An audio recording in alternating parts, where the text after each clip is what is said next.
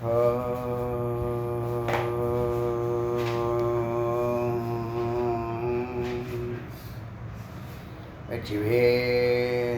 முருகனுக்கு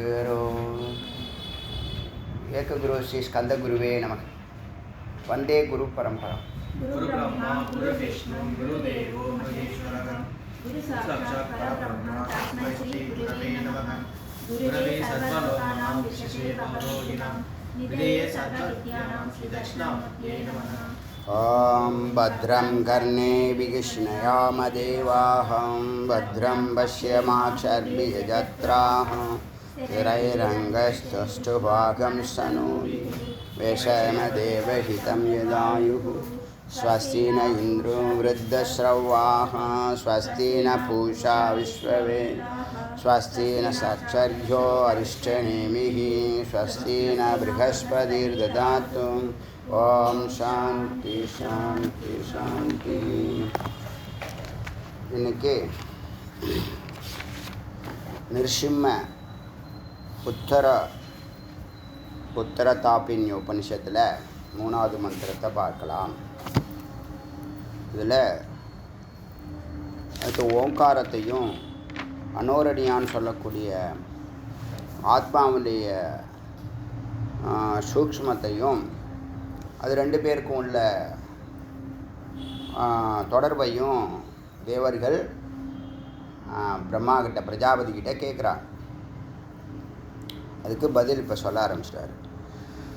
தமே ஏத்தம் அந்த இந்தன்னா அந்த ஆத்மா இந்த ஓங்காரம் ஆத்மாவை அந்த பரம்பொருள் ஏகாட்சரம் பிரம்மம் ஓமிதி பிரம்மம் அப்படிப்பட்ட அந்த ஓங்காரம் ஆத்மானம் இந்த ஆத்மாவை ஓமிதி பிரம்மன் எகீக்கிருத்தையா ஓம் என்று பிரம்மத்துடன் எகீக்கிருத்த ஐக்கியம் செய்கிறது, ஏக்கம் செய்கிறது, எகீக்கிருத்தம் செய்கிறது, ஐக்கியம் செய்கிறது. வார்த்தை எப்படி வருது பார்த்தீங்களா? இந்த ஆத்மாவை அந்த பிரம்மத்துடன் எகீக்கிருத்த முன்னாடி சொல்லியிருக்கோம் இல்லையா? இது முன்னாடி சொல்லியிருக்கோம். உங்களுடன் பொருந்தும் அதனோட பொருத்தும் அப்படின்னு நம்ம சொல்லியிருக்கோம். அதுக்கு என்ன ஆதாரம்னா இந்த மந்திரம் தான் ஆதாரம். இந்த மந்திரம் இப்போ தான் நம்ம படிக்கிறோம். ஆனால் ஒரு 2 years பேக்கு இந்த ஓங்காரத்தை உங்களோட பொருந்தும் எப்படி அதுன்னு கேட்டால், இப்போ நீங்கள் உபாசனான்னு ஒன்று இருக்கா இல்லையா? உபாசனானா என்ன? விக்கிரகத்துக்கு அருகில் நீண்ட நேரம் ஆசனமிட்டு அமர்தல் பூஜா. குருவின் அருகில் நீண்ட நேரம் ஆசனமிட்டு அமர்தல் உபதேசம். ஏகாந்தமாக நீண்ட நேரம் ஆசனமிட்டு சத்தை நினைத்து அமர்தல் உபாசனா. இந்த உபாசனா தெரிஞ்சாதான் இந்த மந்திரம் புரியும். இப்போ இந்த உபாசனா என்ன? உபாசனா ஏன் பண்ணணும்? ஜபம் பண்ணுறதும் உபாசனா தான், பிராணாயாமம் பண்ணுறதும் உபாசனா தான். என்ன செய்யுது இந்த உபாசனா? நம்ம கண்ணை மூடி ஏகாந்தமாக இருக்கிறோம், பிராணாயாமம் பண்ணுறோம், ஜபிக்கிறோம். இது எல்லாம் அந்த டார்கெட்டு நடுன்னு சொல்லுது இல்லையா? அது ஹிருதயம்னு சொல்லுது. ஹிருதயம் நம்ம பொறுத்த வரைக்கும் நெஞ்சில் இருக்கிறதும் ஹிருதயம்தான், பூர்வ மத்தியும் ஹிருதயம்தான், சகசிராரமும் ஹிருதயம்னு சொல்லிட்டோம். அது என்ன பர்டிகுலர் லொக்கேஷன் வேதமே சொல்லுது. பர்டிகுலர் லொக்கேஷன் வேதமே சொல்லுது. அதனால் நாம் ஒரு லொக்கேஷனில் அதை நம்ம பிடிக்கிறதுக்கு அதோட பொருந்துறதுக்கு முயற்சி செய்கிறோம். அப்போ ஆசனம் விட்டு ஸ்ட்ரைட்டாக உக்காரணுங்கிறது ஒரு கருத்து. இதெல்லாம் என்னது? தானாகவே மேலே ஏறுறதுக்கு, சகசிராரத்துக்கு ஏறுறதுக்கான வழிமுறைகள். அதில் ஜபம் பண்ணுறீங்கன்னா அது என்ன ஜபம்? ஓங்காரம் தான் ஜபம். அது என்ன பண்ணுது? உங்களோடு பொருத்தி உங்களோட பொருந்தே உங்களை அழைச்சிக்கிட்டு மேலே ஏறுது. எது அழைச்சிட்டு போகிறது? பிராணாயாமம் அழைச்சிட்டு போகுது. பிராணன் அழைச்சிட்டு போகுது.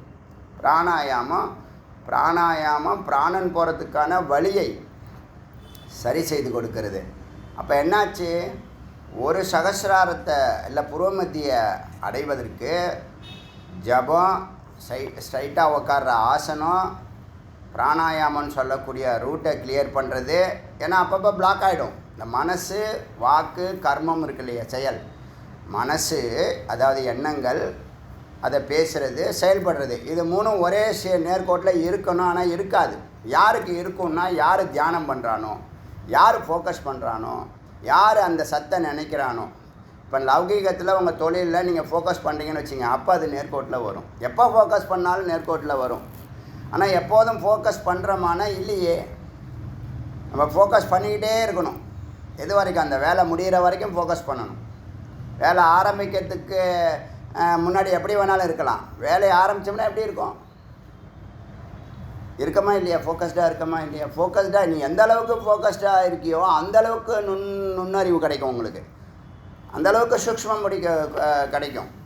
இப்போ இந்த ஆத்மான்னு சொல்லது அனோரணியான்னு சொல்லி ஒரு பசுமாட்டினுடைய வாலில் இருக்கக்கூடிய ஒரு முடியை 1/10, 1/100, 1/1000, 1/10,000, 1/1,00,000ன்னு சொல்லுது. அப்போ அவ்வளவு சின்னதாக இருக்கிறதுக்கு நீ அவ்வளவு சூக்ஷ்மமாக நீ என்ன பண்ணணும்? உள்ளே போகணும். எது ஆழத்தில் இருக்கோ அது சூக்ஷ்மமாக இருக்குது. எது சூக்ஷ்மமாக இருக்கோ அது மகத்தாக இருக்குது இல்லையா? வல்லமை அதிகமாக இருக்குது. ஆட்டோபாம்னா அணு சின்னது தான், ஆனால் பவர் எப்படி இருக்குது? மூர்த்தி சிறியது, கீர்த்தி பெரியதுன்னு சொல்லுவாங்க. அதுபோல் இப்போ இந்த உபாசனாங்கிறது அந்த பரம்பொருளை அடைவதற்கான ரூட்டை எவ்வளவு சூக்ஷ்மமாக இருந்தாலும் நான் அதுக்குள்ளே நுழைவேன் அப்படின்னு ஓங்காரம் நம்மை அழைத்து செல்கிறது. அதுதான் யகீகிருத்தம். அடுத்த லைனே போடுறாங்க பாருங்கள். யகீகிருத்தைய பிரம்மம் ச ஆத்மானம். பிரம்மாவையும் அதாவது பிரம்மத்தையும் ஆத்மாவையும், வெளியில் இருந்தால் பிரம்மம், உள்ளே இருந்தால் ஆத்மா. உள்ளே இருந்தால் அந்தராத்மா, வெளியில் இருந்தால் பரமாத்மா. அப்படி தானே சொன்னோம்? அந்த பிரம்மத்தையும் இந்த ஆத்மாவையும் இதி யகீகிருத்த, மறுபடியும் ரெண்டாவது முறை யகீகிருத்தனா ஒன்று சேர்க்கிறது, இணைக்கிறது, ஒன்றாக்குகிறது அப்படிங்கிற கருத்தை நல்லா ஸ்ட்ராங்காக சொல்லுது. யாரே? ஓங்காரம். அப்போ ஓங்காரம் வேறு எந்த மந்திரத்தையும் சொல்லலை. நல்லா புரிஞ்சுக்கணும். தாரக மந்திரம் ஓங்காரம்னு சொன்னால் உத்தமமான மந்திரம். இதுக்கு மேலான மந்திரம் எதுவும் இல்லை. காயத்ரி இதுக்குள்ளே அடக்கம். புரிஞ்சுக்கிட்டிங்களா? ஒவ்வொருத்தவங்க அவங்கவுங்க சித்தாந்தத்தை தான் நுழைக்கிறாங்க. நம்ம பார்த்துட்டோம், நிறைய பார்த்துட்டோம். ஒரு நடுநிலையிலோ இல்லை, நேர்மையாக ஹானஸ்டாகவும் இல்லை. அவங்கவுங்களுடைய ஒப்பீனியனை அதோட கலந்துடுறாங்க. எந்த வேதம் நமக்கு என்ன சொல்லுதோ அதை அப்படியே நடுநிலையில் இருந்து தான் பார்க்கணும். அவங்க தான் சத்குருவாக இருக்க முடியும். வேதம் என்ன சொல்லுதோ அதை தான் நீ சொல்லணும். வேதம் சொல்லாததை நீ சொல்லக்கூடாது. உனக்கு புரிஞ்ச அளவுக்கு நீ சொல்ல. இப்போ அதான் பிரச்சனை. இப்போ எது சரியாக சொல்கிறோமா இல்லை எனக்கு புரிஞ்ச அளவுக்கு சொல்கிறோமாங்கிறது தான் இங்கே பிரச்சனை. அதுக்கு தான் பரமஹம்சர் சொன்னார், அனுபூதி அடையாத ஒருத்தனும் உபதேசம் பண்ணாதுன்னு சொன்னது. புரியுதா? அது அவன் சிஷ்யர்களுடைய தேடுதலும் அவங்கவுங்களுடைய தவபலனையும் பொறுத்து இருக்குது. அது ஒரு பக்கம் இருந்துட்டு போட்டோம். ஆனால் குரு அந்த மிஸ்டேக்கு பண்ணக்கூடாது. புரியுதா? இப்போ இந்த ஓங்காரத்தை விட உத்தமமான மந்திரம் உலகத்தில் எதுவுமே இல்லைன்னு, இதுக்கு மேலே என்ன வேணும்? வேறு எந்த மந்திரத்தையும் சொல்லலையே. நீங்கள் சகுனத்தில் வரக்கூடிய எந்த மந்திரத்தையும் சொல்லலையே. உருவ வழிபாட்டில் வரக்கூடிய எந்த மந்திரத்தையும் சொல்லலையே. அப்போ ஓங்காரத்தை தான் நாம் ஜபிக்கிறது. அது தனியாக ஜபிச்சுக்கோம், இது தனியாக ஜபிச்சுக்கோன்னா வேதம் லட்சம் மந்திரங்களை ரெக்கமெண்ட் பண்ணுது. ஒவ்வொரு மந்திரமும் ஒரு பலன் கொடுக்கும். அது பின்னாடி போறியா? லட்சம் பொருளை வாங்க போறியா? லட்சம் பொருளை கொடுக்கக்கூடிய ஒரு பொருளாக பிரம்மத்தை வாங்க போறியா? இதுதான் அறிவு. புரியுதா? இப்போ நீங்கள் உபாசனா பண்ணுறது எதுக்கு உபாசனா பண்ணுறோம்? முதல்ல இந்த சம்சாரத்துலேருந்து உங்களை என்ன பண்ணோம்? உங்களை அதுலேருந்து விலக்கி பிரித்து பிரம்மத்தோடு சேர்க்கும். முதல் பாயிண்ட்டு சம்சாரத்தை கட் பண்ணும். சம்சாரம்னா உலகம்னு சொன்னால் தான் சுக துக்கம். நீங்கள் கண்ணு முழிக்கிற வரைக்கும் நல்லா நிம்மதியாக தூங்கிட்டு, கண்ணு திறந்தோடனே உலகம் உங்களை பிடிச்சிக்கும். எங்கே விட்டீங்களோ, எங்கே விட்டுட்டு உள்ளே போனீங்களோ பல பிரச்சனைகள் மத்தியில் தூங்குறீங்க இல்லையா? தூக்கமே வரலன்னு சொல்கிறவங்களும் இருக்காங்க, உங்களை மீறி தூங்குறவங்களும் இருக்காங்க. விடிகாத்தில் 3 மணி வரைக்கும் நான் தூங்கலை, 2 மணிக்கு தான் தூங்குவேன் அப்படிலாம் சொல்கிறாங்கல்ல. அப்படி அவங்க உள்ளே போனாங்கல்ல, திரும்பி கண்ணை விழிக்கிறாங்கன்னு வச்சுங்க, 6 மணிக்கு திரும்ப கண்ணு விழிக்கிறாங்கன்னு வச்சுங்களேன், திடீர்னு எதெல்லாம் விட்டுட்டு போனாங்களோ, எந்த கவலைகள் பிரச்சனைகள் அதெல்லாம் வந்து பிடிக்கும். அப்போ அந்த சம்சாரத்திலேருந்து நீ ஏன் அந்த கவலைகள் துக்கங்கள்லாம் பிடிக்குதுன்னா, நீ அதுக்குள்ளேயே உழண்டுக்கிட்டு இருக்க. எதுக்குள்ளேயே உழண்டுக்கிட்டு இருக்கிற? மனசில் இருந்தால் குழப்பமும், புத்தியில் இருந்தாலும் சரி தவறுங்கிற முடிவும், அகங்காரத்தில் இருந்தால் கோபதாபங்களும், சித்தத்தில் இருந்தால் எண்ணங்கள் தாட் ப்ராசஸும், புலன்களாக இருந்தால் வெளியில் போகிறதும், பொறியாக இருந்தால் வெளியில் போகிறதும், எடுக்கிறதும் வைக்கிறதும், ஓடுறதும் நடக்கிறதும், அசைகிறதும் ஆடுறதும், பொருட்களாகவும் மாறுறதும். நீ எங்கே இருக்க? உன் சித்து எங்கே இருக்கு? இந்த 9 நிலைகளில் 10 நிலைகளில் வெளியில் போனால் அதுபடியாக மாறிடுது, உள்ளே போனால் அதுபடியாக மாறிடுது. புரியுதா? வெளியில் போனால் சம்சாரம், உள்ளே போனால் பிரம்மம். அகமா புறமா? ஒரு நிலை வரைக்கும் அகத்தில் இருந்தோம்னா அகத்தில் இருந்தே புறத்தில் உள்ள எல்லா இன்பங்களையும் தூக்கலாம். நீ கேட்குறது இன்பத்துக்கு தான் வெளியில் போகிற. எதுக்கு வெளியில் போகிற? நீ செய்வ வேலை இருக்குதுன்னு சொல்ல. வேலை எதுக்கு? வேலை செஞ்சால் பணம் வரும். பணம் எதுக்கு? பணம் வந்தால் தேவையான பொருட்களை வாங்கிக்கலாம். அந்த பொருட்கள் எதுக்கு? உங்கள் தேவைகளை பூர்த்தி பண்ணுது. அதனால் பெரிய சந்தோஷமாக இல்லை, கொஞ்சம் நேரம் சந்தோஷம். மறுபடியும் ரிப்பேர் ஆச்சுனாலும் துக்கம், உடஞ்சி போனாலும் துக்கம். தொடர்ந்து உங்களுக்கு கொடுக்குமா?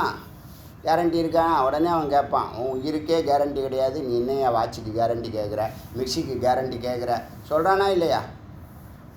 அப்போ நம்ம எதில் வாழ்கிறோம்? இந்த 9 இடத்துல 10வது இடம் பரபிரம்மம், அதுதான் நம்மளுடைய இடம். அங்கே விட்டுட்டு நம்ம வெளியில் வரோம். வெளியில் நீ எங்கே இருக்கியோ அங்கே வாழ்க்கை. அதை உடம்புல சொன்னால் மூலாதாரத்தில் இருந்தால் போகம், சுவாதிஷ்டானத்தில் இருந்தால் சாப்பாடு, மணிப்புரகத்தில் இருந்தால் வேலை, அப்புறம் ஹிருதயத்துக்கு வந்தால் அன்பு அமைதி, அப்புறம் கண்டத்தில் நின்றுச்சுன்னா ஆணவம் கர்மம் மாயை, புறமத்திக்கு வந்தால் அறிவு, புறமத்திக்கு மேலே ஏறுனா அன்பு, அதுக்கு மேலே ஏறுனா அமைதி, அதுக்கு மேலே ஏறுனா ஆனந்தம். இருக்கா இல்லையா? 4 உலகங்கள் இருக்குது மேலே. யார் இது வரைக்கும் சொல்லியிருப்பாங்க? நீங்கள் ஏதோ யாருக்கோ சொல்கிறாங்கன்னு நினச்சிங்க. இப்போ அடியேன்னு சொல்கிறேன், இதெல்லாம் உங்களுக்கு உள்ளது. எனக்கு அது நடந்துக்கிட்டு இருக்குது, உங்களுக்கு அதை நடத்தணும்னு முயற்சி பண்ணுறோம். புரியுதா? அப்போ உபாசனா என்ன பண்ணுது? நீ ஸ்ட்ரைட்டாக உட்காரணும், ஏகாந்தமாக உட்காரணும், ஸ்ட்ரைட்டாக உட்காரணும், பிராணாயாமம் பண்ணணும், ஜபம் பண்ணணும், அந்த சத்தை தியானம் பண்ணணும்.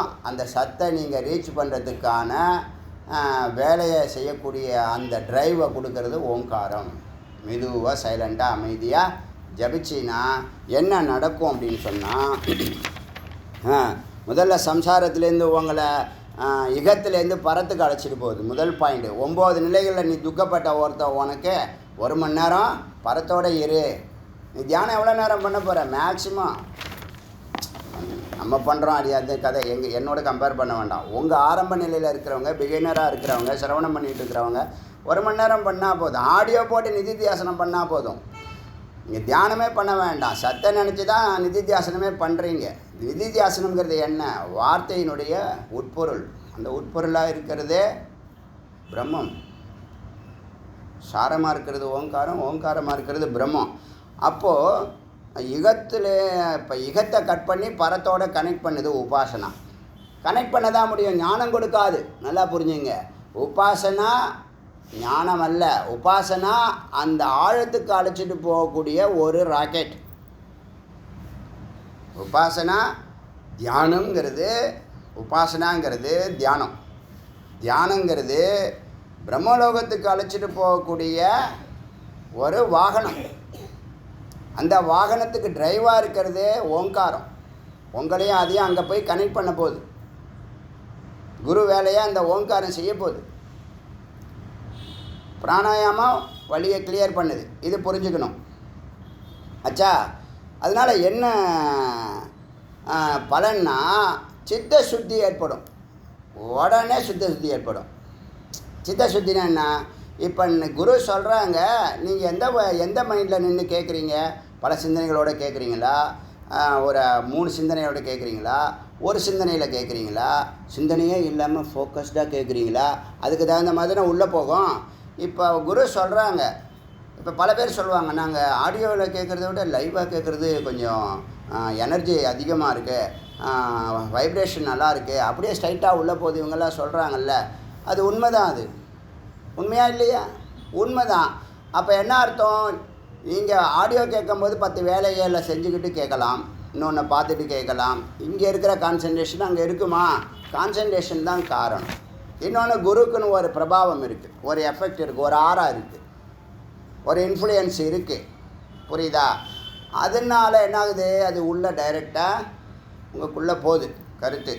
அப்படி உள்ளே போகும்போது இத்தனை லேயர் இருக்குது இல்லையா? 10 லேயர் இருக்குது. இப்போ குறைஞ்சபட்சம் எங்கள் சத்துலேருந்து சித்து வெளியில் வந்து பொருளாக மாறுற வரைக்கும் 10 லேயரை, அந்த 10 லேயரையும் கடந்து உள்ளே அழைச்சிட்டு போகிறது குருவுடைய அந்த வாக் சக்தி.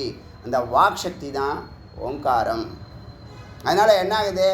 இங்கே நடுவில் மனம், சித்தம், புத்தி, அகங்காரம், இத்தனை லேயர் இருக்குது பாருங்கள்.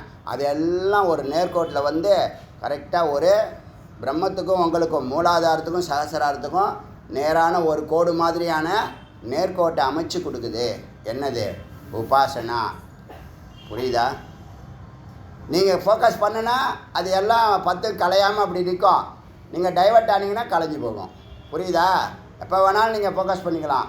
எப்போ வேணால் நீங்கள் விட்டிங்கன்னா, ஃபோக்கஸ் விட்டிங்கன்னா கான்சன்ட்ரேஷன் வேறு, மெடிடேஷன் வேறு. கான்சன்ட்ரேஷன்னா ஒரு புள்ளியில் நிற்கிறது, மெடிடேஷன்னா சத்தை நினச்சி பயணிக்கிறது, சூக்ஷ்மத்துக்குள்ளே போகிறது. புரியுதா? சூக்ஷ்மத்துக்குள்ளே போகிறது. அந்த 1/10, 1/100, 1/1000, 1/10,000, 1/1,00,000ன்னு சொல்லக்கூடிய அதிநுண்ணிய பகுதிக்கு அழைச்சிட்டு போகிறது உபாசனா.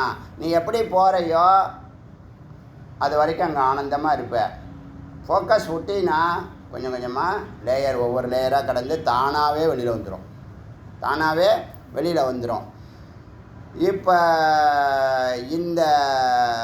இந்த உபாசனா இத்தனை நிலையை கடந்து தானே உள்ளே போச்சு. அது வரைக்கும் அங்கே என்ன நடக்குது? நீங்கள் பயணிக்கிற போது உங்களுக்கு இருக்கக்கூடிய ஹர்டில்ஸ், அதாவது என்னது, தடைகள், குழப்பங்கள், அதெல்லாம் இல்லாமல் உள்ளே போச்சா? அதே மாதிரி வெளியில் வருமா? இருக்கிற வரைக்கும் அந்த அமைதி நிலையில் ஆனந்தத்துக்கு இன்னும் நீங்கள் போக முடியாது. அமைதிக்கு தான் போக முடியும். எண்ணங்களற்ற நிலைன்னு ஒன்று இருக்குது, அதை தாண்டி அமைதின்னு ஒன்று இருக்குது, அப்புறம் அமைதி சாந்தியாத்தீத்தம்னு ஒன்று இருக்குது, அதுக்கப்புறம் தான் ஆனந்தமயம், அப்புறம் ஆனந்த ஸ்வரூபம். இப்போ நீங்கள் எப்படி போனீங்களோ அப்படியே வந்துடுவீங்க. கண்ணை நீங்கள் தியானத்தை விட்டிங்கன்னா சாமானியன் ஆகிடுவீங்க. தியானம் பண்ணுற வரைக்கும் நீங்கள் பிரம்மஸ்வரூபமாக இருக்கீங்கன்னு அர்த்தம். பூஜை பண்ணுற வரைக்கும் பிரம்மஸ்வரூபமாக இருப்பீங்க. பூஜை முடிஞ்சிச்சுன்னா நீங்கள் சாமானியன் ஆகிடுவீங்க. ஆனால் ஞானம் அறிகிற அறிவு ஒவ்வொரு அணுவுலையும் அறிவாக மாறுறதுனால நீங்கள் கண்ணை திறந்தாலும் சரி, கண்ணை மூடினாலும் சரி, தியானம் பண்ணினாலும் சரி, தியானம் பண்ணாமல் இருந்தாலும் சரி, ஒரு 10 லட்சம் பிறவி கழுதியாக பிறந்தாலும் சரி, அந்த ஞானம் உங்கள் கூட அப்படியே இருக்கும். புரியுதா? ஏன்? அது அறிவு, அழியாத பொருள். அங்கே நீ ஞானம்னா ஞானி தான். இப்போ பக்தன் ஒரு நாளைக்கு உச்சத்தில் இருப்பான், அடுத்த நாள் அதிபாதாளத்தில் கிடப்பான். யோகி ஒரு நாளைக்கு பேரானந்தத்தில் இருப்பான், அடுத்த நாள் எனக்கு உடம்பு சரியில்லைன்னா, அவன் தியானம் பண்ணலன்னா அவன் சாமானிய மனுஷனாக இருப்பான். 1000 வருஷம் நீ தபஸ் பண்ணாலும் இதுதான், 10,000 வருஷம் தபஸ் பண்ணாலும் அதே தான். ஆனால் ஞானம் அப்படி அல்ல. ஞானம் ஒரு முறை கேட்டது தான். உங்கள் உயிரோட கலந்தது தான். 10 வருஷம் விட்டுட்டேன், எனக்கு ஞானம் போயிருமானா ஒன்லி ஒன் வே தான். அது ஒன்லி வரும், போகாது. உங்களை மறந்து நீங்கள் மயக்கத்தில் மது சூது இந்த மாதிரி ஏதாவது ஒரு பாவத்தில் நீங்கள் ஈடுபட்டிருந்தா கூட அது அப்படியே இருக்கும். என்னைக்காவது ஒரு நாள் நீ குப்பையில் கடந்திருப்பேன், ஒரு 10 வருஷம் 20 வருஷம் கூட மயங்கி கடந்திருக்கலாம். என்னைக்காவது ஒரு நாள் குரு என்ன பண்ணுவாங்க, அந்த மேலே மூடிட்டு இருக்கிற அந்த பாதையை லைட்டாக திறப்பாங்க, அறிவு கண்ணை திறப்பாங்க. அது திரும்ப அந்த எங்கே விட்டிங்களோ அங்கேருந்து ஆரம்பிச்சிடும், அங்கேருந்து பிடிச்சிரும். எந்த நிலையிலேருந்து நீங்கள் வெளியில் விட்டீங்க இல்லை மறந்தீங்களோ அங்கேருந்து ஆரம்பிப்பீங்க. ஞானத்தினுடைய தனி சிறப்பு. ஞானம்தான் நாம் நம்மளுடைய அணுக்களை எல்லாத்துலேயும் ஞான அந்த நிலையை தொடரும்போது ஞான சரீரம் உங்களுக்கு இறைவன் கொடுக்குறான். உங்கள் செல்லு, நீங்கள் சாமானிய செல்லு மாறுது. நீங்கள் சத்தை நினைக்க தபஸ் பண்ண சுத்த வெப்பமானது நம்மளுடைய செல்களை மாற்றி முதல்ல சுத்த தேகமாக உருவாக்கி ஞானம் தொடர ஞான தேகமாக மாறி பிரம்மத்துக்குள்ளே நுழையும் போது பிரம்ம பிரணவ சரீரமாக மாறுதுன்னு வள்ளலார் சொல்கிறார். நம்மளாலேயும் அதை அனுபவிக்க முடியுது. இது புரியுதா? இப்போது ஞானியானவன் ஞானத்தில் நிற்கும்போது முதல்ல ஞானம்தான், முதல்ல அறிவு தான். அந்த மேலே இருக்கிற 4-5 நிலைகளில் அறிவு தான் முதல்ல நிற்குது. அறிவு நிலைக்கு போனால் தான் அன்பு நிலை புரியும். என்ன அன்புக்கும் இதுக்கும் என்னச்சு சம்பந்தம் இருக்குதுன்னு நினைப்பீங்க. அன்பு தான் இந்த உலகம் ஃபுல்லாக இருக்குது. உலகத்தில் உள்ள எல்லா ஜீவராசியும் நான் தான், என்னை போல் ஒரு அணுக்கள் தான். இல்லை, அந்த சூரியனில் என்ன அணு இருக்கோ அதே அணு தான் இங்கே இருக்குது. கடோபனிஷத்தில் இதை சொல்லுது மந்திரம். இங்கே எது இருக்கோ அதுதான் அங்கே இருக்குது. நீ பிரம்மம் எங்கே இருக்குது, கைலாயத்தில் இருக்குது, வைகுண்டத்தில் இருக்குது, இமயமலையில் இருக்குதுன்னு சொன்னாலும் அங்கே என்ன இருக்கோ அது இங்கே இருக்குது. இங்கே என்ன இருக்கோ அது அங்கே இருக்குது. அதுதான் இது. புரியுதா? இதுதான் அது. இதை மாற்றி அறிஞ்சிங்க, பேதம் பார்த்தீங்க. அவங்க வேறு, பக்கத்து வீடு, எய்த்த வீடு, அவங்க வேறு, நம்ம வேறு, நம்ம ஜாதி, நம்ம மொழி, நம்ம மதம், அப்படிலாம் நீங்கள் வேறுபாடு பார்த்தீங்கன்னா, எவனாக இருந்தாலும் சரி, மதம் கூட வேறுபாடு பார்க்கக்கூடாது. பார்த்தீங்கன்னா மிருத்யு, ஒரு மரணத்திலிருந்து இன்னொரு மரணத்தை அடைகிறான். அதனால் மொழி, ஜாதி, இனம், வகை, கோத்திரம் இதெல்லாம் அடிபட்டு போகுது. இந்த அறிவு நிலையிலேருந்து இப்போ சொல்கிற அறிவு நிலை லைட்டாக கேட்குறது. நீங்கள் தியானம் பண்ணிட்டு கேட்டிங்கன்னா, பிராணாயாமம் பண்ணிட்டு, நான் கூட சொல்லியிருக்கேன் கிளாஸுக்கு வரும்போது, பிராணாயாமம் பண்ணிட்டு வாங்க, ஒரு 15 நிமிஷம் பண்ணிட்டு வந்தீங்கன்னா அடுத்த 2 மணி நேரம் என்னவாக இருக்கலாம், உற்சாகமாக இருக்கும், மைண்டு நல்லா ஷார்ப்பாக இருக்கும். நிறைய அர்த்தம், நிறைய பிராணாயாமம் பரம தபகன்னு டே 1 சொல்லியிருக்கேன். சிரவணம் பண்ணது எல்லாம் அப்பயே முதல்லே சொல்லிட்டோம். சிரவணம் பண்ணதுக்கெல்லாம் இப்போ என்ன கிடைக்குது, மந்திரங்கள் கிடைக்குது. சொந்த கருத்தில் எதுவும் நடிகன் சிரவணம் பண்ணதான். இப்போ பண்ணணும், எப்போ பண்ணணும், எனக்கு தெளிவாக இருக்குல்ல. இதான் இப்படி தான் போகிறோம், இங்கே தான் போகிறோம்னு. இப்போ என்னன்னா, இப்போ ஒரு ஒரு ஒரு ஒரு மனுஷன் ஜீவன் முக்தன் எதுக்கு பிறக்கிறான் அப்படின்னு சங்கரர் சொல்கிறாரு. ஜீவன் முக்தன் எதுக்கு பிறக்கிறான், அவனுடைய நோக்கம் என்ன அப்படின்னு சங்கரர் பகவத்கீதை பாஷ்யத்தில் சொல்கிறாரு. ஜீவன் முக்தன் தன்னுடைய அனுபவங்களை ஒவ்வொரு நாளும் தன்னை சார்ந்தவர்களுக்கு சொல்லணும்.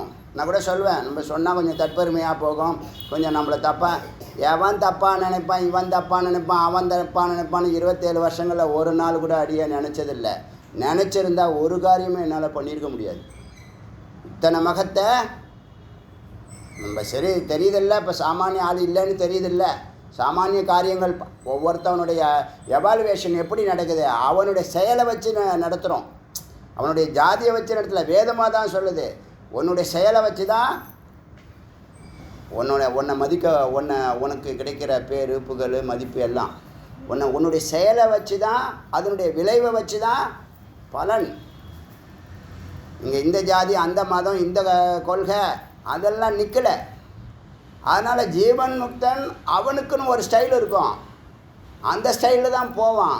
அப்படி போகிறான்னா அவன் யதார்த்தம், அவன்தான் சத்தியம். அவன் ஸ்டைலை யாராலும் மாற்ற முடியாது.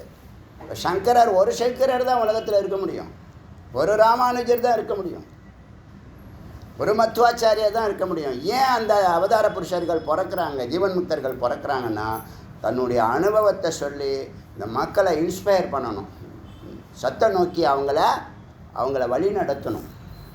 அதுக்காக அந்த அனுபவத்தை அவன் சொல்லுவான், அவன் ஸ்டைலில் தான் சொல்லுவான், அவனை யாராலும் மாற்ற முடியாது. புரியுதா? அப்படி சங்கரர் சொல்கிறார். பகவத்கீதை பாஷ்யம், பகவத்கீதை எடுக்கும்போது பேசுகிறேன். இதை நல்லா ஸ்ட்ராங்காக எடுத்துட்டேன்னா உங்களுக்கு பிரம்மசூத்திரமும் பகவத்கீதையும் இதனுடைய விரிவாக்கம் தான். அது உங்களுக்கு எளிமையாக புரியும். நீங்கள் யார் உங்கள்கிட்ட நீங்கள் அந்த ஆடியோ கேட்டால் கூட இது ஏற்கனவே பேசியிருக்காங்கன்னு சொல்லுவீங்க. சரி, அது ஒரு பக்கம் இருந்துட்டு போட்டோம். இப்போது இந்த உபாசனை என்னென்ன பண்ணுது? இகத்துலேருந்து பரத்துக்கு அடைச்சிட்டு போகுது. உபாசனாவில் என்னென்ன இருக்குது? ஏகாந்தம், ஜபம், பிராணாயாமம் இருக்கா? அப்புறம் விசாரத்தையும் நீங்கள் சேர்த்திங்கன்னா அது நிதித்தியாசனமாக ஆகுது. முதல்ல நிதித்தியாசனம் போய் தான் அப்புறம் தியானம் போய் மறுபடியும் நிதித்தியாசனம் வருவோம். முதல்ல ஒரு நிதித்தியாசனம், முதல்ல ஒரு ஞானத்தை கொடுத்து தியானத்தில் உட்கார வைப்பாங்க. அந்த தியானத்தில் மறுபடியும் ஒரு ஞானத்தை கொடுத்து நிதித்தியாசனத்தில் உட்கார வைப்பாங்க. ஒன்றுமே தெரியாமல் உட்காந்துருக்கும் போது தியானம், எல்லாம் தெரிஞ்சு அது சரியாக தப்பான்னு அனலைஸ் பண்ணுறது, உயிரோட இந்த அர்த்தங்களை சேர்க்கறதுக்கு தியானம் வேணும். அப்போ அறிவு நிலையிலேருந்து அனுபவ நிலைக்கு கொண்டு போகிறது தியானம்தான். ஏன்னா நீ எப்போ சூக்ஷ்மத்துக்குள்ளே போறியோ அப்போ தான் இந்த குரு சொல்லக்கூடிய வார்த்தை ஸ்பூர்த்தின்னு சொல்லுவாங்க. ஸ்பூர்த்தி, SFOORTHIன்னு வச்சுங்க. ஸ்பூர்த்தி, ஸ்பூர்த்தி, ஸ்புரணம் எழுதுங்க. அந்த வேர்டை எழுதுங்க. ஸ்பூர்த்தி, SFOORTHI. SFOORTHI.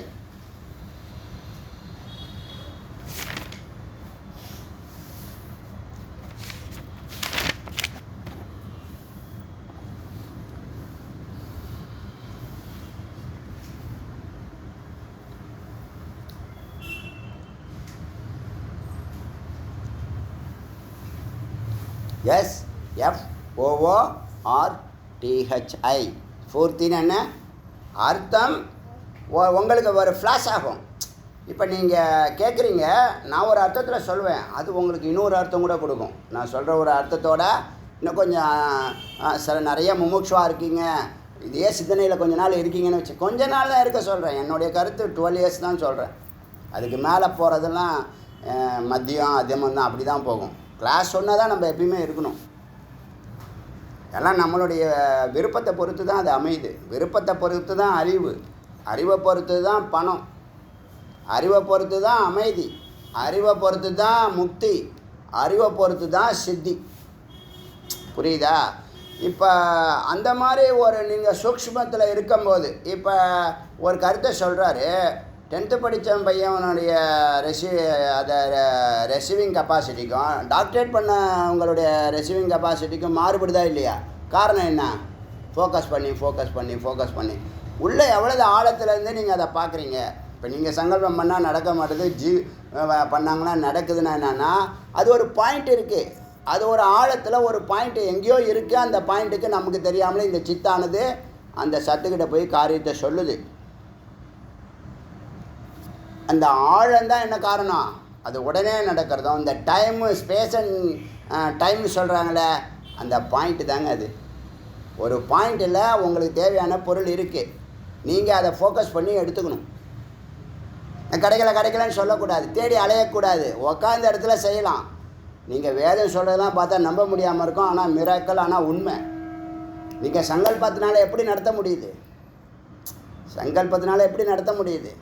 நீ ஓடி போய் டெல்லியில் போய் ஒரு காரியத்தை இந்த இதை கொடுக்கறத, ஒரு பணத்தையோ ஒரு பொருளையோ கொண்டு போய் கொடுக்கறத இங்கேருந்தே சங்கல்பம் பண்ணி அங்கே உள்ளவங்களை வச்சு கொடுக்க வச்சுருது. புரியுதா சொல்கிறது? நடக்குதா இல்லையா? நடத்துகிறாங்க. ஃபோன்லேயே டீல் முடிச்சேன்னு சொல்கிறாங்க. 1 கோடி டீல் ஃபோன்லேயே பண்ணுன்னு சொல்கிறீங்களா இல்லையா? நீங்களே சொல்கிறீங்களே. எப்படி அது? நுண்ண அறிவு. அதுக்கு ஒரு கெப்பாசிட்டி இருக்குது. அது எதனால் கிடச்சுன்னா தபஸ்னால கிடச்சிது, சும்மா கிடைக்காது. ஃபோக்கஸ்டாக இருக்கணும், ஏகாகிர சித்தம்னு அதை தான் ஏக்கல்னுங்கிற வார்த்தை. ஃபோக்கஸ்டாக இருந்து காரியத்தை சித்தி பண்ணுறவனை ஏக்கல்னு சொல்கிறது. இந்த உபாசனா நீங்கள் எந்த ஆழத்தில் நீங்கள் என்னுடைய வார்த்தையை கேட்குறீங்களோ அதுக்கு தகுந்த மாதிரி அர்த்தம் ஸ்புரிக்கும். அதான் ஸ்பூர்த்தின்னு பேர். அது சொல்லிட்டேன்னா, இந்த சாந்தோக்கிய உபநிஷத்து பார்த்தீங்கன்னா அதில் 8 அத்தியாயம். சாந்தோக்கிய உபநிஷத்துன்னு ஒரு உபநிஷத்து நம்ம பார்த்துருக்கோம். ரமேஷ் பாபு சார் கூட இன்றைக்கி சொன்னாங்க, நீங்கள் முதல் 10 உபநிஷத்து ரொம்ப விசாரம் கொண்டு போகாமல் லைட்டாக மெலோடியாக கொண்டு போனீங்க, இப்போ பயங்கர ஆழமாக இருக்குது, ஸ்ட்ராங்காக இருக்குது அப்படின்னாங்க. முதல்ல அறிமுகப்படுத்தும் போது இந்த வார்த்தைகள்லாம் உங்களுக்கு தெரியணும். முதல்லே விசாரம் பண்ண வச்சுங்களேன், உங்களுக்கு ஒன்றுமே புரியாது, இப்போயே புரியாது. 1400 ஆடியோ கேட்டவங்களுக்கு கூட டஃப்பாக இருக்குதுன்னு சொல்கிறாங்க. ஏன் இதுக்கான வார்த்தைகள்லாம் அங்கங்கே ஏற்கனவே பேசியிருக்கோம். அதெல்லாம் கனெக்ட் பண்ணுறோம். இப்போது விசாரத்தில் என்ன பண்ணுறோம், ஒரு ஸ்ட்ரக்சருக்கு கொண்டு வரோம். புள்ளி புள்ளியாக வச்சுருந்தோம், நிறைய புள்ளியாக இருக்கும்போது ஒன்றும் தெரியாது. அப்புறம் கொஞ்சம் கொஞ்சம் புள்ளிகளை கனெக்ட் பண்ணுங்கள். பிரம்மஸ்வரூபத்தை, ஒரு முருகப்பெருமானுடைய ஸ்வரூபத்தை அப்படியே நீங்கள் கனெக்ட் பண்ணுங்கள். மயில் இருக்கிற மாதிரியும், வேல் இருக்கிற மாதிரியும், தலையில் அவருடைய கிரீடம் இருக்கிற மாதிரியும், இடுப்பில் கை வச்சிருக்கிற மாதிரியும் நிற்கிற மாதிரி நீங்கள் அந்த கோடுகளை கனெக்ட் பண்ண கற்பனை இல்லை, இருக்கிற கருத்துக்களை சேர்க்குறீங்க, ஆர்கனைஸ் பண்ணுறீங்க. புரியுதா? இப்போ நீங்கள் இப்போ நிறையா சாதம் சாப்பிட்றீங்க, அதெல்லாம் அமிர்த தத்துவமாக என்ன ஆகுது, உங்களுக்கு தேவையான விட்டமின்ஸ், கார்போஹைட்ரேட்டு, அது உங்கள் உடம்பு செயல்படுறதுக்கு 7 தத்துவங்கள் செயல்படுறதுக்கு செய்தில்ல. அது மாதிரி இப்போ கொடுக்குற வார்த்தைகள், வாக்கியங்கள் புள்ளி புள்ளியாக இருக்கும்போது ஒன்றும் தெரியாது. அப்புறம் அது கூடாக மாறும். அப்புறம் என்ன பண்ணோம், எலும்பு கூடாக மாறும். அப்புறம் எலும்பு கூடுக்கு சம்மந்தப்பட்ட தோள்கள் சேர்க்கப்படும். அதுக்குள்ளே இந்த 7 தாதுக்களும் என்னது, மஜ்ஜை, கொழுப்பு, தசைகள், இதெல்லாம் புரியுதா இல்லையா? ஒரு கிராஃபிக்ஸில் காட்டுவான். பொதுவாக ஒரு கிராஃபிக்ஸில் காட்டுவானா, எங்கேயோ ஒரு ஹீரோ அறிமுகப்படுத்துறது முதல்ல என்ன பண்ணுவான், ஒரு மாதிரி கிராஃபிக் காட்டுவான். அப்புறம் பார்த்து அப்படியே பார்த்து டக்குன்னு லைவாக உயிர், அது அப்படியே பிரத்யட்சம். இதை விட பெஸ்ட்டு உதாரணம் ஈஸியாக சொல்ல முடியாது. அது புரியுதா நான் சொல்கிறது? முதல்ல எங்கேயோ ஒரு படம் மாதிரி இருக்கும், கையில் வரைஞ்ச படம் மாதிரி இருக்கும். அப்புறம் பார்த்தா அப்படியே அது என்ன பண்ணும், டக்குன்னு முடியெல்லாம் கருப்பாகும், முகம் நம்ம கலராகும், அப்புறம் தோல் வரும், உடம்பு வரும், டக்குன்னு அந்த படம் வந்து உயிர் பெற்று ஹீரோ வெளில வருவார். காமிக்கிறாங்களே இல்லையா, பார்த்துட்டீங்களா இல்லையா? அவர் பாட்டு சீன்லாம் நிறைய காட்டுவாங்க. இப்போ நீங்கள் அதை வேதாந்தோட கனெக்ட் பண்ணி பார்த்தீங்கன்னா, இந்த சாந்தோக்கிய உபநிஷத்தில் ஏற்கனவே பேசியிருக்கோம். சாந்தோக்கிய உபநிஷத்தில் 8 அத்தியாயத்தில் 5 அத்தியாயம் உபாசனா பற்றி தான் பேசுது.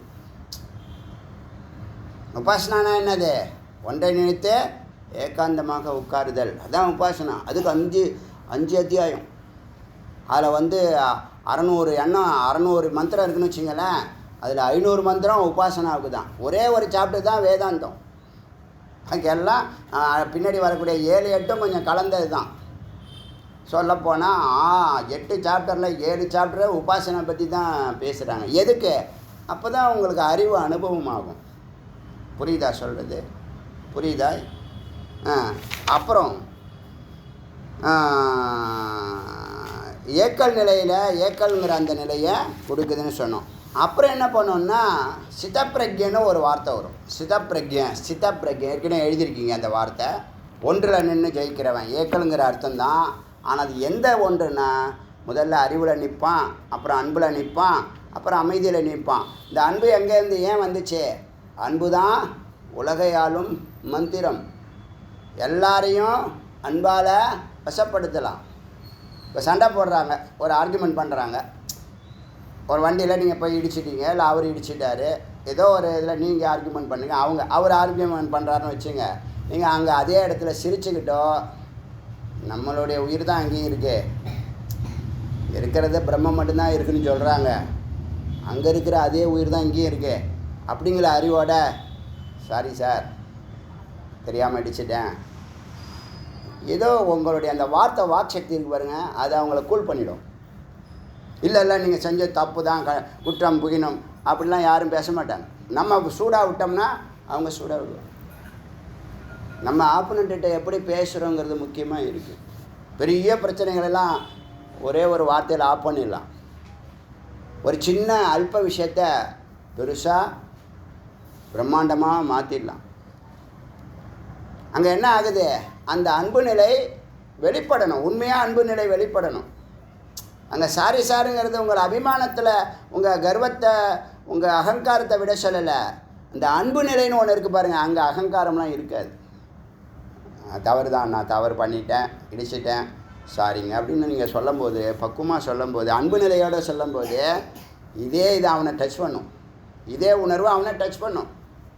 என்ன பண்ணுவான், சரி பரவாயில்ல. நான் இப்போல்லாம் முன்னெல்லாம் தியானம் பண்ணும்போது நான் பேசாமல் வண்டி ஓட்டின்னு போவேன். ஓரமாக போவேன், ரொம்ப வேகமான ஸ்பீடில் போக மாட்டேன், 20 கிலோமீட்டரில் போவேன். ஹைவேஸ்னால் 40 போவேன், 35, 40 போவேன். இந்த 20 கிலோமீட்டர் போகும்போது எதிர்த்தாப்பில் யார் வந்தாலும் வராருன்னா நான் லெஃப்ட்லேயே போயின்னு இருப்பேன். இப்போ எல்லாம் எதிர்த்தாப்பில் யாராவது வந்தாங்கன்னா அவங்க கிராஸ் பண்ணுறாங்க, நம்ம நிற்கணும், வண்டியை நிறுத்துகிறேன், நீங்கள் போங்கன்னா அவங்க நம்மளை போங்கன்றாங்க. மாறிச்சு பார்த்தீங்களா? என்ன இது ஃப்ரீக்குவன்சி மாறி போச்சு. நீங்கள் போங்கன்னு நம்ம கை காமிச்சோம்னா, இல்லை சார் நீங்கள் போங்கன்னு கை காமிக்கிறாங்க, சிரிக்கிறாங்க. அப்புறம் ஒத்த கையில் காரை ஓட்டிக்கிட்டு ஸ்டேரிங் வச்சு ஒத்த கையில் தூக்கி தம்சம் காட்டுறாங்க, தேங்க்யூ அப்படின்னு சொல்கிறாங்க. எப்படி இது இங்கே இருக்கிறதான் எல்லா இடத்துலையும் இருக்குது. அப்போ பகைமை எப்படி வரும்? பகைமை பாராட்டுறது நம்மளுடைய கல்ச்சரே கிடையாது. என்ன காரணம்? அறிவு, மெய் அறிவு. அகமேவ அஸ்மின்னு சொல்லிடுச்சே, நான் மட்டும்தான் இருக்கிறேன். அனாவசியம் நீங்கள் சண்டை போடுறது, ஆர்கியூமெண்ட் பண்ணுறதெல்லாம். வேறு இருந்தால் தானே நீங்கள் பகைமை பாராட்டுறதுக்கு. யார்கிட்ட நீ பேசுகிற? உங்கள்கிட்ட தான் நீ பேசிக்கணும். எல்லாரும் நீ தான், எல்லாருக்குள்ளேயும் இருக்கிறது நீ தான். இல்லை, எல்லாருக்குள்ளேயும் எது இருக்கோ அது உங்களுக்குள்ளே இருக்குது. ரெண்டில் ஏதாவது ஒன்று ஒத்துக்கோ. முதல்ல எல்லாருக்குள்ளேயும் எது இருக்கோ அதுதான் உங்களுக்குள்ளே இருக்குதுன்னு சொல்லுவாங்க. அப்புறம் தத்துவமசின்னு சொல்லிவிடுவாங்க. குரு தான் சொல்லுவாங்க, வேறு யாரும் சொல்ல மாட்டாங்க, குரு தான் சொல்லுவாங்க. இது புரியுதா? அப்போது ஏக்கல் நிலையை கொடுக்குது. இந்த பிரக்ஞைன்னு சொன்னோம் இல்லையா, சித பிரக்ஞைங்கிற வார்த்தைக்கு அர்த்தம் என்னன்னா, இந்த ஒன்றில் நிறுத்தும். எந்த ஒன்றில்? அறிவில் நிறுத்தும், இல்லை அன்பில் நிறுத்தும், இல்லை அமைதியில் நிறுத்தும், இல்லை ஆனந்தத்தில் நிறுத்தும். இந்த ஒன்றில் நிறுத்தக்கூடிய வேலையை இந்த உபாசனா செய்கிறது. இப்போ உபாசனா தேவையா இல்லையா? எந்த அளவுக்கு ஞானம் இருக்கோ அதே அளவு உபாசனாவுக்கு நேரத்தை செலவு பண்ணணும். புரியுதா? இதை புரிஞ்சுக்கணும். உபாசனானா தியானம்னு வச்சுங்க. நமக்கு தியானம் தான், அதாவது வேத நிதித்தியாசனம்னு சொல்ல போகிறோம். என்ன பண்ணணும்? ஆடியோவை சின்சியராக கேட்கணும். ஒவ்வொரு வார்த்தைக்கும் அர்த்தம் கண்டுபிடிக்கணும். அதுதான் அவர் சொல்கிறாரு. இதோட ஏற்கனவே பேசினதோட கனெக்டடாக இருக்கா, வேறுபட்டு இருக்கா, நான் சிந்திக்கணும்.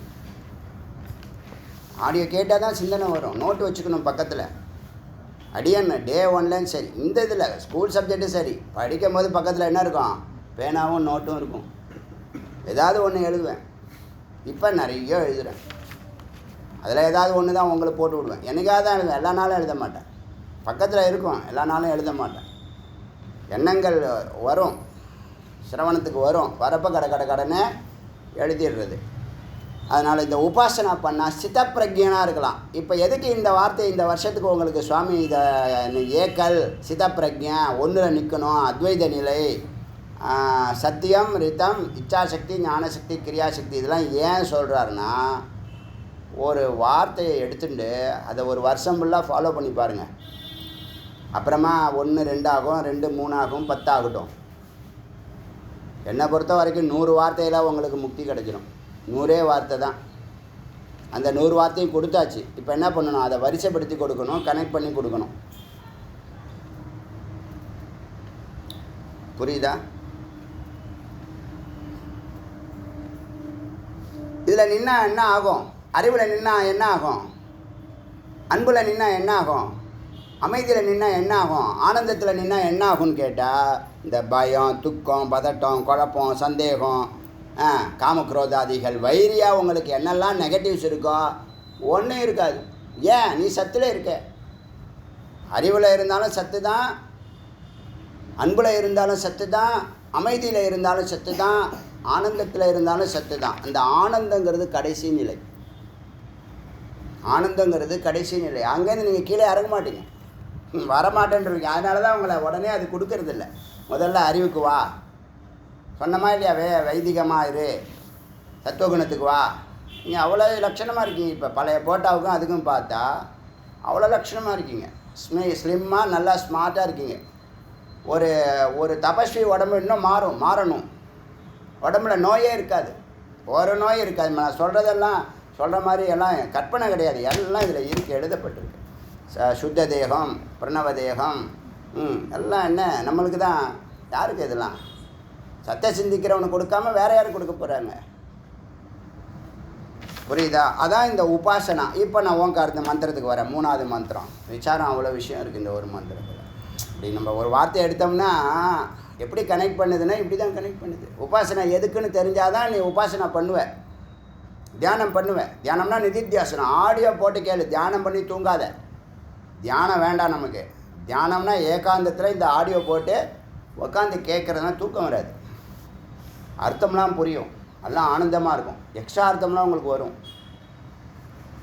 நீங்கள் நிறைய கேட்டிருப்பீங்கள்ல. இப்போ உங்ககிட்ட எல்லாருக்குமே இந்த இது வரைக்கும் இப்போ உங்களுக்கு நீங்கள் இப்போ 40 வயசில் இருக்கீங்கன்னு வச்சுங்களேன், இது வரைக்கும் நீங்கள் எவ்வளோதோ நம்ம பிறந்ததுலேருந்து காதில் கேட்டிருப்போம் இறைவனை பற்றி. அதெல்லாம் கனெக்ட் ஆகும், அதெல்லாம் பலன் கொடுக்க ஆரம்பிக்கும். இப்போ அதெல்லாம் எப்படி இருக்கே, தனித்தனியாக இருக்குது, ஒன்றும் உபயோகம் இல்லாமல் இருக்குது. விதையை ஒரு கைப்பிடி அளவு விதையை எடுத்து ஒரு வயலில் தெளித்தோம்னா அந்த வயலுக்குள்ளே என்ன பண்ணோம் எடுக்கலாம். 100 வயலில் தெளிச்சிங்கன்னா புரியுதா சொல்கிறது?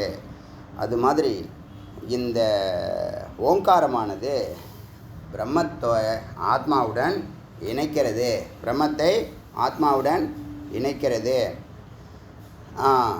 பிரம்மம் ச ஆத்மானம் ஓம் இது ஏகீகிருத்தம். ஏக்குன்னா என்னது? ஒன்றாக செய்கிறது. தது ஏக்கம், அந்த ஒன்று, அந்த பரம்பொருள். முதல்ல நீங்கள் இப்போ இப்போ அடுத்து என்ன ஏகாந்தம் தான் உங்களுக்கு அடுத்த வார்த்தை உபதேசம். ஒவ்வொரு மாதத்துக்கு ஒன்று சொல்கிறேன். முதல்ல சொன்னது என்னது? சத்துவகுணத்துக்கு வா. அதுக்கு முன்னாடி ஃபஸ்ட்டு சொல்கிறது வேல் பூஜைக்கு வா, அப்புறம் வேதா கிளாஸுக்கு வா, அப்புறம் சத்துவகுணத்துக்கு வா, அப்புறம் வைதிகமாக வா, வெஜிடேரியனாக வா, இப்போ ஏகாந்தத்துக்கு வா. 6 இது ஆயிடுச்சு.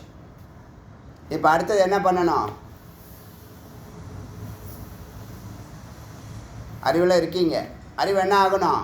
ஏக்கலாக ஆகணும். ஏக்கலுங்கிற வார்த்தையை இந்த வருஷம் உங்களுக்கு சொல்கிறேன். ஒரு குரு, ஒரு யோகம், ஒரு மந்திரம், ஒரு ஜபம், ஒரு இறைவன், அப்படி ஒன்றுக்கு வாங்க. அது பேர் ஏக்கல்னு பேர். அதை எழுதிங்க, அந்த ஏக்கல் வார்த்தை எழுதியிருப்பீங்க. இந்த ஃபாலோ அப்புன்னு போடுங்க. ஃபாலோ அப்புன்னு போட்டு வேல் பூஜையிலேருந்து ஸ்டார்ட் பண்ணி ஒன்று ஒன்றா கொண்டு வாங்க.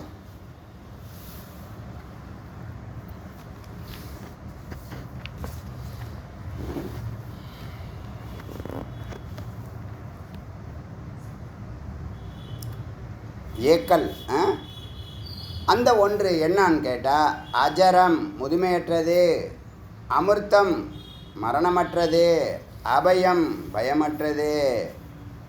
அந்த ஒன்றோடு உங்களை கொண்டு சேர்க்கும். ஓமிதி அனுபூய. அதனால் இந்த ஓங்காரத்தை நன்றாக அனுபூய அறிய வேண்டும். தஸ்மின் அதிலிருந்து இதம் சர்வம் திரிசரீரம். இந்த மூன்றா வர்றது எல்லாத்துக்கும் ஓங்காரம் பொருந்தும். மூன்றா என்னென்ன வரும்? ஸ்தூல உடம்பு, சூக்ஷ்ம உடம்பு, காரண உடம்பு. ஸ்தூல சரீரம், சூக்ஷ்ம சரீரம், காரண சரீரம் சொல்லுவோம். சத்துவகுணம், ரஜோகுணம், தமோகுணம் சொல்லுவோம். அப்புறம் ஜாகிரதை, சொப்ன, சுசுப்தி சொல்லுவோம். அப்புறமே ஆதி, அந்த 3 முறை சாந்தி சொல்கிறோமே, சாந்தி, ஆதி தெய்வீக், ஆதி பௌத்திக், ஆத்தியாத்மிக், 3 ஆதி. இந்த மாதிரி எல்லாம் அதையெல்லாம் கடந்துடலாம். அப்படி கடந்தவ தான் திரியை கடந்தவ தான் அத்ரி. திரியை கடந்தவர் தான் அத்ரி மகரிஷி. அத்ரி 3ஐ கடந்தவர். 3 கடந்தால் எங்கே இருப்பீங்க? இந்த சிதப்பிரஜையாக இருப்பீங்க. சிதப்பிரஜன் என்ன? ஞானத்திலேயோ, அறிவிலையோ, அன்பிலையோ, அமைதியிலையோ, ஆனந்தத்திலையோ. இப்போ நீங்கள் ஆனந்தங்கிற வார்த்தை எப்பயோ ஒரு நாள் தானே கிடைக்குது. அமைதிங்கிற வார்த்தை இல்லவே இல்லையே. அன்புங்கிறது நம்ம குழந்தைக்கும் மனைவிக்கும் உற்றார் உறவனுக்கு மட்டும் தானே கொடுக்குறோம். அறிவு இல்லவே இல்லையே.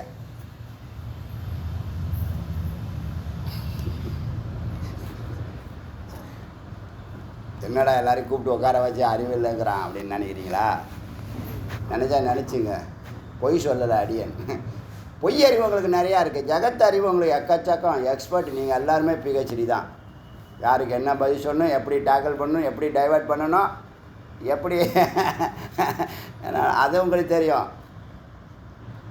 அது பிரயோஜனம் இல்லை. அது சும்மா அது என்ன, அது அவன் நடிப்பான், நீங்களும் நடிப்பீங்க. உங்கள் 2 பேருக்குமே தெரியும் 2 பேருமே நடிக்கிறோன்னு. இது இமிட்டேஷனை போட்டு போவோம், அது இமிட்டேஷனை போட்டு வர 2 பேருக்குமே தெரியும். கல்யாணத்தில் இமிட்டேஷன் போட்டால் தான் மரியாதை. ஏன்னா அது ஒரு மரியாதை, அது ஒரு இமிட்டேஷன். கல்யாண கூடத்தை என்ன பேர் வச்சுருக்கோம் நம்ம? ஆணவ கூடம்னு பேர். எல்லாம் நடக்கிறதெல்லாம் பாருங்களேன், எல்லாமே ஆணவமாக இருக்கும். பிரத்யட்சம் நீங்கள் ஒன்று இது நாள் வரைக்கும் இத்தனை முறை 100 கல்யாணம் பண்ணி போயிருப்பீங்க, போய் பாருங்கள். கிரகப்பிரவேசத்தில் கூட கொஞ்சம் அமைதி இருக்கும். கல்யாணத்தில் போய் பாருங்களேன், அவன் ஆணவத்தோடு இருப்பான், அகங்காரத்தோடு இருப்பான். இவன் சொல்கிறத விட மேலே இன்னொன்று சொல்லுவான். அவர் சொன்னதான் ஃபைனலாக இருக்கணுமா, அவர் தான் ஃபைனல் பண்ணுறாராம். பொய் மேலே பொய், பொய் மேலே பொய், பொய் மேலே பொய். அதனால ஓம் இதி அனுபூய, இந்த ஓங்காரத்தை நீங்கள் அறிய வேண்டும். சர்வம் த்ரிசரீரம், இங்கே இருக்கிற எல்லாமே சர்வம் தான், இங்கே இருக்கிற எல்லாமே ஓங்காரம் தான். உதாரணத்துக்கு சொல்ல போனால் த்ரிசரீரம் ஆரோப்பியம், 3 உடம்பு அந்த ஒன்று மேலே ஏற்றப்பட்டிருக்கிறது. அந்த 4வது ஒன்று இருக்கிற துரியம்னு சொன்னமே, துரியத்துக்கு இன்னொரு பேர் என்ன? அமிர்தன், துரியன், பிரம்மம். ஸ்தூல கடந்து சூக்ஷ்மம் கடந்து காரணம் கடந்து பிரம்மமாக இருக்கிறது, நிர்குணமாக இருக்கிறது. இது புரியுதா? த்ரிசரீரம் ஆரோப்பியம் தன்மயம் ஹி தது தது தது ஏவ தது ஏவயதி, அதனை நன்றாக சம்ஹரேத் ஓமிட்டி, அந்த ஓங்காரத்தை நன்றாக அறிய வேண்டும். புரியுதா? இது ஒரு மந்திரம், ஒரு மந்திரத்துக்கு 45 மினிட்ஸ் போயிடுது. ஆனால் ரொம்பவும் அரிய விஷயங்கள். அனுபூதி இல்லாமல் இதை பேச முடியாது. உங்களுக்கு சீக்கிரம் அனுபவமாகணும், அனுபூதிக்கு வரணுங்கிறதுக்காக இந்த அட்வான்ஸ் சப்ஜெக்டாக இருந்தாலும் பேசுகிறோம். புரியுதா? உபாசனா பண்ணால் நல்லா புரியும். உபாசனா பண்ணாதவங்களுக்கு உபாசனை பண்ணும்போது புரியும். சரி, அடுத்தது ஆத்மாவை 4 நிலையில் அறியலாம். என்ன 2வது மந்திரம்? 4வது மந்திரம் அதான் சொல்லுது. தம் வா ஏத்தம் த்ரிசரீரம், அந்த ஓங்காரத்தை, இந்த 3 உடலை 3 பகுதிகளை, ஆத்மானம் ஆத்மாவை, த்ரிசரீரம் 3 உடலை கடந்த பரம், அந்த பிரம்மத்தை, பிரம்ம அனுசந்தத்யாத், பிரம்மத்தை அறியும் வரை, ஆராய்ச்சி செய்யும் வரை இந்த ஓங்காரத்தை நன்றாக அறிய வேண்டும். போனதில் ஓங்காரத்தை நன்றாக அறியணும்னு சொல்லிடுச்சு. எதுவரை ஓங்காரத்தை அறியணும்னா, எதுவரை ஜபிக்கணும், எதுவரை அறியணும்னு சொன்னால், நம்ம ஓங்காரம் எப்படி உச்சரிக்கணும் பேசியிருக்கோம். குரில் நெடில் புளுத்தம்னு ஒரு 3 இதில் எப்படி உச்சரிக்கணும்னு சொல்லியிருக்கேன். அப்புறம் ஓங்காரத்தில் என்னென்ன எழுத்துக்கள் இருக்குதுன்னு சொல்லியிருக்கோம். எத்தனை தேவதைகள் இருக்கலாம் பேசியிருக்கோம். அவன் ஒவ்வொரு உபநிஷத்து, ஓங்காரம் பேசாத உபநிஷத்து எதுவுமே இல்லை பாருங்கள். ஓங்காரம் தாரக மந்திரத்தில் முதலிடத்தில் நிற்குதுன்னு சொல்லியிருக்கோம். ஓங்காரம் தான் உன்னை உயர்த்துவது. அவ்வளோ பெரிய ராக்கெட். அதுக்கு ஆதாரமாக, ஓங்காரத்துக்கு ஆதாரமாக பிராணன் இருக்குது. பிராணன் போகிறதுக்கு பிராணாயாமம் இருக்குது. அதுக்கு நீங்கள் ஸ்ட்ரைட்டாக உக்காரத்துக்கு ஏகாந்தம் வேணும். இதெல்லாம் உபாசனாக்குள்ளே இருக்குது. உபாசனாக்குள்ளே ஒரு 5-6 பாட்டு இருக்குது. புரியுதா? அப்படி பிரம்ம அனுசந்தாய, இந்த பிரம்மத்தை அறிவு நிலையில் உங்களுக்கு என்ன பண்ணுறோம்? உங்களுடைய செல்லு ஒன்றையும் மாற்றிக்கிட்டு இருக்கு வேதம். அது புரிஞ்சுக்கங்க. உங்களுடைய செல்லு, உங்களுடைய ஸ்தூல உடம்பு, சூக்ஷ்ம உடம்பு, காரண உடம்பெல்லாம் கடந்து உயிர்னு இருக்குது. உயிர்னு ஒன்று இருக்குது இல்லையா? அது ஒரு அணுவாக இருக்கட்டும், 1,00,000 கோடி அணுவாக இருக்கட்டும், அத்தனை அணுக்களையும் அறிவாக மாற்றிக்கிட்டு இருக்கு வேதம். புரியுதா? அத்தனை அணுக்களையும் அறிவு அணுக்களாக மாற்றின்னு இருக்கு. இவன் வெஜிடேரியனா நான் வெஜிடேரியனா முகத்தை பார்த்தே கண்டுபிடிக்கிறாங்களா இல்லையா? குடிக்காரனா குடிக்க மாட்டானா பார்த்தா தெரியாதா? தெரியாதா?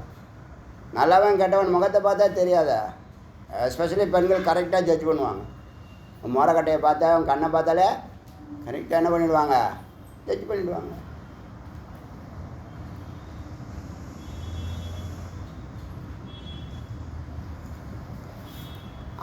அதுவரை அனுசந்தானம், ஆராய்ச்சி செய்ய வேண்டும். அப்போ என்ன ஆராய்ச்சி பண்ணி, நீ குரு சொன்னாங்க நீ நம்ப வேண்டாம். வேதம் சொன்னிச்சுன்னு நீ அப்படியே பிளைண்டாக நம்ப வேண்டாம். நீ உண்மையை நம்பி தானே ஆகணும். நீயே உணர்றல்ல, நீயே இந்த ஒவ்வொரு இதுக்கும் லாஜிக்காக உன்னோட எலிமூலையை வச்சுக்கிட்டு சிந்திச்சு பார்த்து ஆமாம் அப்படின்னு மறுக்க முடிஞ்சால் சொல்லுங்கள். ஏதாவது மறுக்க முடியுது? இது வரைக்கும் நீங்கள் சொன்ன 1400 கிளாஸில் இந்த கருத்தை நான் மறுக்கிறேன் ஒன்று சொல்லுங்க பார்க்கலாம். மறுக்க முடியாது. ஏன்? அறிவுக்கு நம்மளுடைய மனசு, சத்தியத்துக்கு நம்மளுடைய சர்வமும் கை கட்டி வாய்ப்பொத்தி சாஸ்திராங்க. ஏன்? அது சத்தியம். சத்தியங்கிறது என்ன? பிரம்மம். பிரம்மத்துக்கு வேறானது எல்லாம் பிரம்மத்தை சார்ந்து தான் வாழ்ந்துக்கிட்டு இருக்கு. அது பொய்யோ மெய்யோ. பிரம்மத்துக்கு எல்லாம் என்ன பண்ணி ஆகணும்? கை கட்டி வாய்ப்பொத்தி சாஸ்திராங்க நமஸ்காரம் பண்ணி தன்னை ஜீரோ பண்ணிக்கணும். அங்கே உங்களுடைய அறிவு, உங்கள் மனசு, உங்கள் அகங்காரம், உங்கள் புத்தி எதுவும் வேலை செய்யாது. செய்யக்கூடாது, செய்ய முடியாது. ஏன்? ஆப்போசிட்டில் இருக்கிற சத்தியம். நாம் மித்தியாவாக இருக்கோம். இப்போது சத்தியமாக மாற வேண்டியவங்க மித்தியாவாக இருக்கோம். சத்தியத்தோடு இருந்தவங்க இப்போ மித்தியாவாக ஒரு காரணம். நம்மளும் அவதார புருஷர்கள் மாதிரி தான். ஒரு காரியத்துக்காக இங்கே வந்திருக்கோம். நம்ம வேலை வேணால் சின்ன வேலையாக இருக்கலாம், பெரிய வேலையாக இருக்கலாம். இறைவனுக்கு சின்ன வேலை பெரிய வேலை கிடையாது. அவர் போடுற ட்ராமாவில் எல்லாருக்கும் ஈக்குவல் ரோல் தான். ஒருத்தவனுக்கு 1 மணி நேரம் கொடுத்துருக்கலாம், ஒருத்தவனுக்கு அரை மணி நேரம் கொடுத்துருக்கலாம். ரோல் கொடுத்தார்ல, அந்த லிங்கில் இருக்கல்ல, நீ அந்த கரண்ட்டில் தானே நீ இருக்க. பிரம்மலோகத்துக்குள்ளே இருந்துட்டு நீ எங்கேப்பா இருக்க அப்படின்னா ரயில்வேலன்னு சொல்லுவாங்க. ஏன்? ரயில்வேன்னா அது ஒரு பெரிய கடல். ஈபிலன்னு சொல்லுவாங்க, அது ஒரு பெரிய கடல். அதுலேயே நீ இருக்கல்ல. நீ அங்கே கிளர்க்காக இருக்கியா, பெரிய எஸ்பியாக இருக்கியா, அது வேறு. அப்புறம் லிங்கில் இருக்கு இல்லை, பேனர் இருக்குல்ல உனக்கு. அது மாதிரி பெரிய வேலை சின்ன வேலையெல்லாம் கிடையாது பிரம்மத்துக்கு.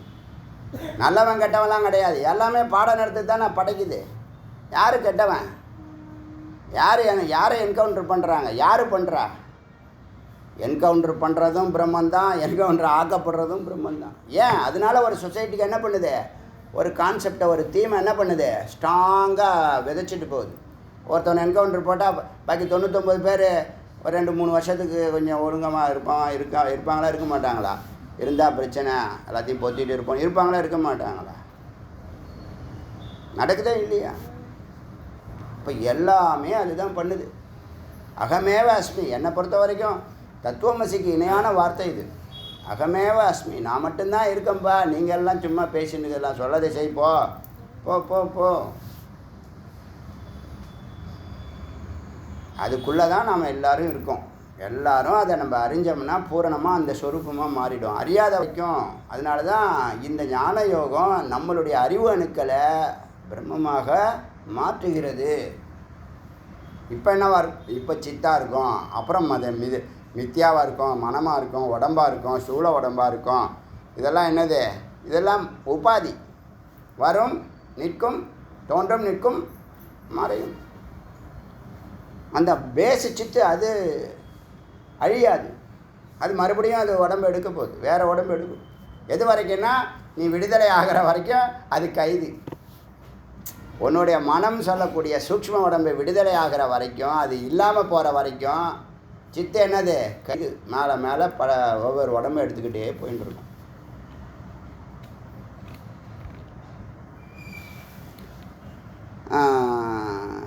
இந்த ஆத்மானம் த்ரீசரீரம் பரம் பிரம்ம அனுசந்தா.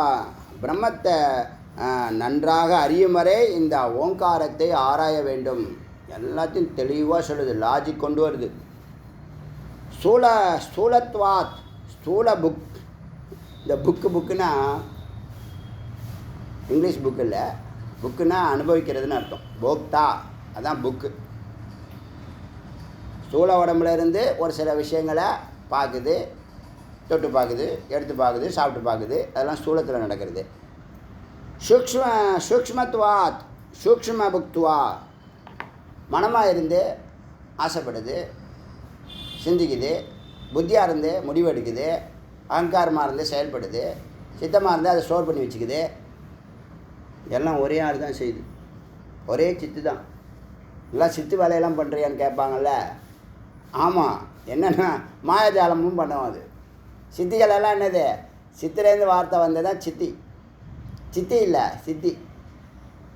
உங்களுக்கு நீங்கள் நினைக்கிறது நடக்குதுன்னா சித்தர்னு அர்த்தம். யார் ஒருத்தவங்க நினைக்கிறது, சங்கல்பம் பண்ணுறது உடனே நடக்குதுன்னா அவங்க சித்தர்னு அர்த்தம். ஒரு காரியம் சித்தியானா அவங்க சித்தர்னு அர்த்தம். நீங்களாம் அந்த வார்த்தையெல்லாம் ரொம்ப பெருசாக நமக்கு அதுக்கு சம்மந்தம் இல்லைன்னு நினச்சிட்டு இருக்கீங்க. யோகினா என்ன? இறைவனோட கனெக்டடாக இருக்கானா அவன் யோகி. ஞானினா என்ன? அவன் ஞானத்தை இறைவை பற்றிய ஞானம் இருக்கா, அவன் ஞானி. வேறு என்ன இருக்கு? ரிஷிகள்னா இந்த எல்லாத்தையும் உள்ளடக்கணும்னா இருக்கிறான்னா அவன் ரிஷி. சத்குருனா இந்த எல்லாத்தையும் செயல்படுத்துகிறான், ஃபீல்டு ஒர்க் பண்ணுறான்னா அவன் குரு, சத்குரு. சத்தை பற்றி பேசுனா சத்குரு. இதெல்லாம் பெரிய வார்த்தை தான், ஆனால் எளிமையாக ரீச் பண்ணக்கூடிய விஷயம். இந்த 5 உங்கள் குருவோட இருக்கு. உங்களுக்கு குருவுக்கு கனெக்டடாக இருக்கான்னு கொஞ்சம் சிந்திச்சு பாருங்கள். இப்போ 5 சொன்னார் இல்லையா, அது உங்கள் குருக்கு கனெக்டடாக இருக்கா? அது 5 சேர்ந்தால் பிரம்மம். அதுதான் 6 முகம். அதுதான் முருகப்பெருமான். எப்படி வந்து நிறுத்தின வரேன். இறைவனோட கனெக்டடாக இருக்கானா யோகிப்பா. அவன் நினைக்கிறது இது ஒரு பெரிய விஷயம். சித்தர்கள் தான் மேலே இருக்காங்க, உச்சத்தில் இருக்காங்க.